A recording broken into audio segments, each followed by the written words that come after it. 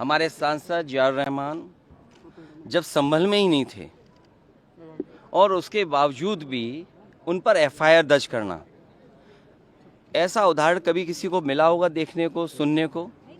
एक police officer ये कह रहा हो कि नेता बनना छोड़ दो, नेताओं का सहारा लेना छोड़ दो, किसके लिए भाषा थी वो?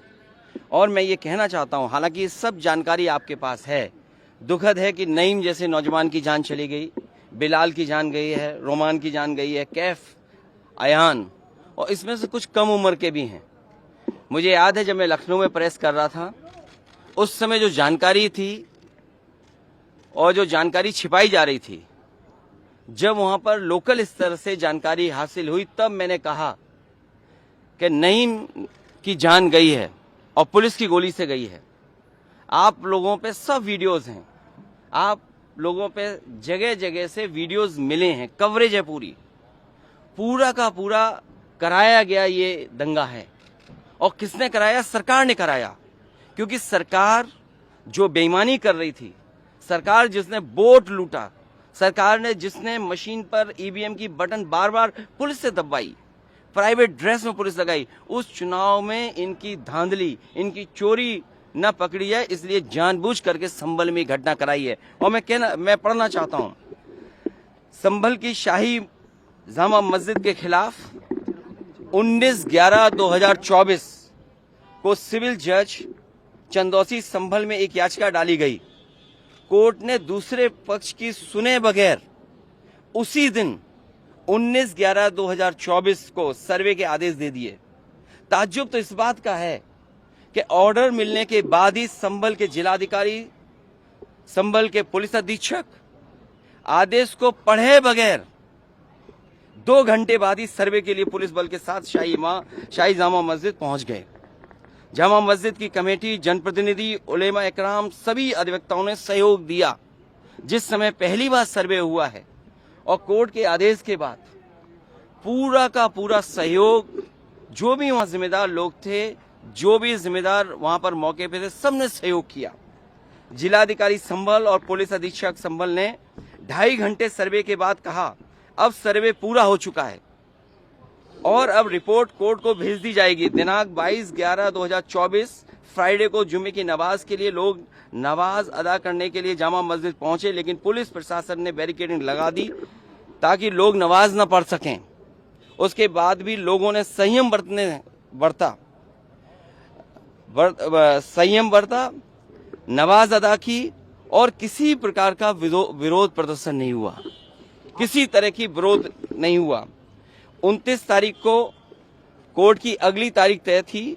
शाही जामा मस्जिद की कमेटी और मुस्लिम समाज के सभी लोग कोर्ट के केस की पैरवी के लिए तैयारी कर रहे थे, परंतु दिनांक 23 तारीख को रात पुलिस प्रशासन द्वारा कहा गया कि 24 तारीख को यानी अगले दिन सुबह को दोबारा सर्वे किया जाएगा।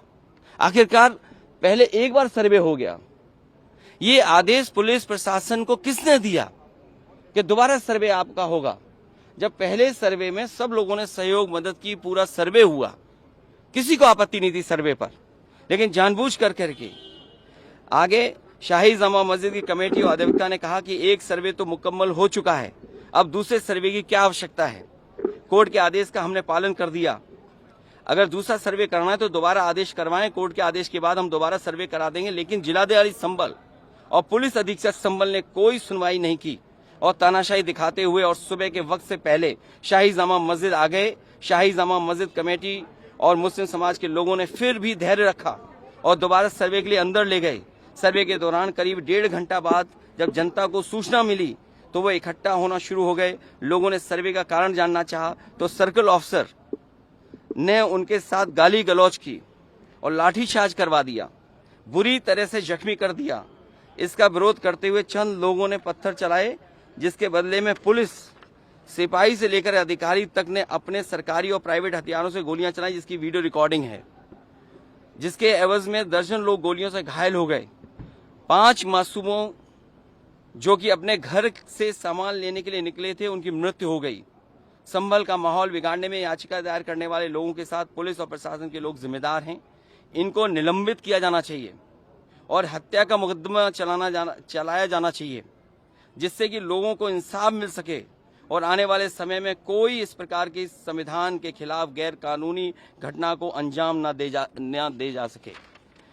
और बीजेपी के लोग ये कह रहे हैं कि संभल को बांग्लादेश बनाना चाह रहे हैं। देखिए, अगर आप बीजेपी की बात मानोगे तो गड्ढे में गिरोगे, जाके बीजेपी की बात मानोगे तो खाई में गिरोगे। बीजेपी वालों से पूछिए, क्या चुनाव कराया था आपने उत्तर प्रदेश में? कोई ऐसा मुसलमान भाई नहीं था जिसको इन्होंने रोका ना हो। लाठी से, बंदूकों से गाली गलौज की इन्होंने। हम लोग लगातार कहते रहे और फिर बीजेपी के पास जवाब क्या? जब चुनाव आयोग को शिकायत की गई तो चुनाव आयोग ने खाना पूर्ति कर करके कुछ अधिकारियों के खिलाफ कार्रवाई की। क्या ये बता सकते हैं क्यों कार्रवाई हुई थी उनके ऊपर? क्या वोट रोकने का अधिकार था? क्योंकि वोट लूटने पे चर्चा न हो। ये लोग लूटने वाले लोग हैं, इनके लिए लोग कोई मायने नहीं रखते, लोग मायने नहीं रखते। इन्होंने तंत्र से समर्थन लिया और तंत्र से ही अन्याय कर रहे हैं। उनका सीधा साधा फार्मूला है, पहले वो अन्याय करते हैं, अगर आप अन्याय का विरोध करोगे तो आप उन्हीं के अधिकारी आपके खिलाफ तमाम मुकदमे दर्ज करा देंगे। क्या जियाउल इस्लाम वहां थे? हमारे विधायक वहां थे, सांसद थे क्या वहां? जियाउर रहमान, कोई बता दे। वो बेंगलोर में थे, वो अपने कार्यक्रमों में थे, संभल में नहीं थे। और ये तो उत्तर प्रदेश के बारे में आपको नहीं पता। आप में से सब उत्तर प्रदेश के लोग हैं। अगर प्रेस के लोग भी सच दिखा दें तो उन पे भी कार्रवाई हो जाती है। और मैंने अपनी प्रेस कॉन्फ्रेंस में कहा था कि बीजेपी के नेता ने कपड़े उतार करके प्रेस को मारा था, पूरे कपड़े उतार दिए थे। क्या कार्रवाई हुई बताइए आप? क्या प्रेस के लोग सुरक्षित हैं यूपी में? और अपना चुनाव जो लूटा है उसको छिपाने के लिए इन्होंने, सरकार ने जानबूझ करके किया है। कुछ लोग तो ये कहते हैं कि साबरमती फिल्म देख करके उन्हें लगा कि उन्हें भी बड़ा नेता बनना है, इसलिए ये सब कुछ कराया गया है। सदन में इसको उठाएंगे। मैं, हमारे सभी सांसद और तमाम विपक्ष के लोग इस सवाल को उठाना चाहते थे, लेकिन सदन में नहीं उठने का मौका दिया। कल भी नहीं मिलेगा मौका, जब मिलेगा तब ये सवाल उठाया जाएगा और हमारा डेलीगेशन भी जाएगा। वहां के लोगों के दुख दर्द परेशानी, और फिर सरकार के हाथ में सब कुछ है। अज्ञात में नाम डाल दिए। मैं आपको याद दिलाना चाहता हूं, कानपुर में जब दंगा हुआ था, अज्ञात में नाम लिख करके बड़े पैमाने पर पुलिस ने अन्याय किया था। पुलिस ने लूटा था पैसा और पुलिस अधिकारी को उन्हें हटाना पड़ा था, और यही आरोप था उन पर कि उन्होंने पैसा ज्यादा लूट लिया। अब बोल दिया, इसके बाद क्या बोलेंगे? लोगों ने वोट नहीं डाला, तंत्र से ही उन्होंने वोट डाल दिया और तंत्र से ही रिकॉर्ड बना करके जीत हासिल कर ली। आज आप लोग इस मामले को लेकर आदित्यनाथ जी की तरफ इशारा है आपका? साबरमती सरकार करा रही है। और आपको बहराइच का नहीं पता, उन्हीं के विधायक ने बीजेपी के अपने कैडर के ऊपर एफआईआर लगाई, और एफआईआर में देखिए धाराएं क्या लगी हैं। जब बीजेपी का विधायक कह रहा है, बीजेपी के कार्यकर्ता नेताओं पे आरोप लगा रहा, और बाकायदा पीस कमेटियां बनती हैं, बाकायदा चीजें बातचीत से हल होती हैं। क्या जिलाधिकारी कप्तान ने कोई बातचीत की? जब उसका पक्ष तैयार था सर्वे के लिए, सर्वे आप कर लीजिए, आप रिपोर्ट लगा दीजिए। आप किसी की बात ही नहीं सुनना चाहते हैं कोर्ट में, आप अपनी मनमानी करना चाहते हैं। तो आखिरकार कौन निर्देश दे रहा है मनमानी के लिए? आखिरकार कहाँ ऐसी ताकत है जिसके आगे सब झुक रहे हैं और अन्याय कर रहे हैं? ये लगातार अन्याय उत्तर प्रदेश में हो रहा है। ये इसलिए हो रहा है क्योंकि अपनी नाकामी छिपाना चाहते हैं और सबसे ज्यादा कमजोर जो लोग हैं उनकी तरफ ही जाना चाहते हैं। धन्यवाद। इसी तो उन पे एफआईआर दर्ज क्यों हो गई या उनका नाम क्यों डाल दिया गया?